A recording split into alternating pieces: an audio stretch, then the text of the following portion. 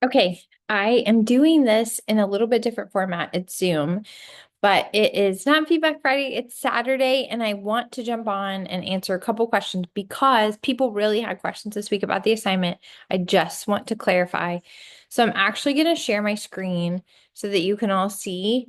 Some of you asked about doing the outline. Some of you asked about when it's due. So I want to show you. If you go into the presentation portal, so you should be able to see this. Looks like someone is presenting at a conference.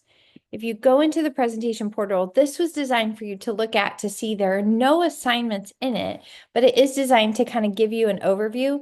The assignment document is there, and it will give you an overview of sort of what is required, and then what's involved in the content of your speech, how I'll grade it, delivery, and then you'll notice at the bottom it has 2 dates.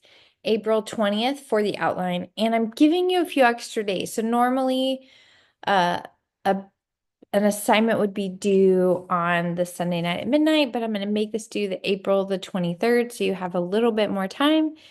So those are the due dates. Okay, so let's talk a little bit about the outline. I want to show you two things. First is the outline template. So this is what I want you to follow. I know there's a temptation because of how we exist to go and say, ChatGPT, I need an outline, or to maybe come up with your own, or to use format in Word. But I've created a template that I want you to use. You'll fill it in. So when you click on the outline, you'll see this here. Now, I'm going to download it and open it so that you can see it. I'm going to close the assignment overview so you can see the outline. Then I'm going to open something else in Blackboard. And I'm just going to take an example. So each week as we go through this, you're no longer doing quizzes, you're just doing, you're building your presentation. So for example, the first step in building a speech is the first few steps are analyzing our audience, choosing a topic. So I've given you the topic options. So you'll see those here. And this is you zooming in and becoming an expert on one part that we learned over the last 10 weeks and then teaching them to us in an informative way. So I want you to imagine you're in front of a classroom, or you're in front of a group of high school kids, or you're in front of a group of adults, right? And you're saying, hey, let's talk about, for example, questions to consider before self-disclosing. So if I want to choose that one, I'm going to close out of here. You're going to see this folder. It says topics expanded. So we're going to go into this. What I've done is I've taken the section from the textbook on that topic and I have posted it in an entire document here. So your textbook has 7 questions to ask before self-disclosing. And you'll notice at the top that I put choose 3. Some of those topics expanded will have 3 ways or 3 concepts or 5. You just need 3 for your 3 main points. So I want to I want to teach my audience about self-disclosure, and I want to just focus on the 3 questions I think are the most maybe important. So I'm gonna copy the first one. I'm gonna copy it, and I'm actually gonna paste this into my outline. So let me find my outline over here. So I'm gonna put that as my first main point. And then I'm going to, I really like this. Is the disclosure relevant to the situation at hand? I like that one. And then I really love this one. It's one of my favorite. When people talk, I always say, is that information harmful or helpful? So I'm going to put this one here. So now I haven't done much. I've just chosen my topic and I've picked my 3 main points. Now I am going to take these and I'm going to copy and paste them again. So what's crazy, am I, my outline is all of a sudden a little wonky. I'm going to undo this. This isn't like a cooking show where I have it already pre-prepared. So I'm actually going to maybe type it here. Is the other person important to you? So in my subpoints, I might talk about disclosing. So when we talk about friends, so I may talk about friends, and then I might talk about family.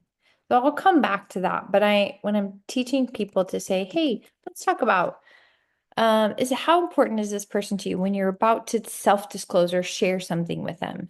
So maybe we'll talk about it from friends example, and I might have a quote or from an expert. And then I might have an example, a time I did share something with a friend and it went well or it didn't go well. Same thing. I might have a quote from an expert or specific and an example here. Now I'm going to transition. Now that we've talked about this question, let's ask another one. Then I'm going to take this and I'm going to see if I can do it effectively. Let's see if it'll let me do that. Okay, I'm going to copy and paste it in to just not make my formatting off. So now I'll go back in and change the font size later, but I'm going to do the same thing with this one because when you're building a speech, what's really important is that you tell us what you're about to talk about. Then you tell us about each one. Then you summarize and tell us what you told us. So we've talked about three questions you should ask yourself before yourself for disclosing. Okay, so some of you have been like, how do I even start? Where do I go? So I want to just kind of help you put the pieces of the puzzle together. So we'll walk through this. I'll give you just some highlighters because over the next week, we're going to start to put some of these pieces together. But this week, your job, or you may not have done it yet, but this weekend was to really go, which topic do I want to talk about and analyze your audience by posting a couple questions. Are you a person that discloses a lot? Yes or no? If this is your topic, that might be a question I would ask. If your topic was about the love languages, you might say, do you know your love language? Which after this class you would, but do you feel like it's something that the general population knows? Yes or no? So once I have my three main points, and I'm going to get that from those topics expanded documents, I'm going to pull three parts. So if it has 7 questions or if it has 5 ways, I'm only pulling 3 so that when I get here, I'm going to say today we'll look at 3 questions we can ask before we self-disclose. So when I'm starting with my attention getter, we'll talk about these this week. That might be a quote about self-disclosure. It might be a question. How many of you know an overshare? Or maybe a quick anecdote or story where you say, this one time I said too much at work, and it came back on me. And then this is a great place, a hook. Why does self-disclosure matter, right? Can you find something from research you could cite? So you would cite maybe an expert or an article in a journal, something that just says, hey, self-disclosure is important. You might even define, like the textbook defines self-disclosure as blank, or the textbook says that healthy self-disclosure can lead to healthy relationships. Anything there that's a hook. And then right here, I want you to say why you chose this topic. So if this were me, I would say, I chose this because I really value connecting with people and I want to do that in a healthy way. So you're going to walk through your introduction this week, but once you pick your topic, go in, copy and paste that into the thesis so that You can practice saying, today we're going to look at 3 questions that we can ask before we self-disclose. First, about the person, and then about its relevance, and finally, is it constructive? Then I'm going to jump in and talk about each one. Remember, this is a 3 to 5 minute presentation, 3 to 5 minutes, which means when you get into the body of your speech, it's 45 seconds to a minute about each one of these. So, um, this is just an example, but I wanted you to kind of see it. I wanted you to walk through it.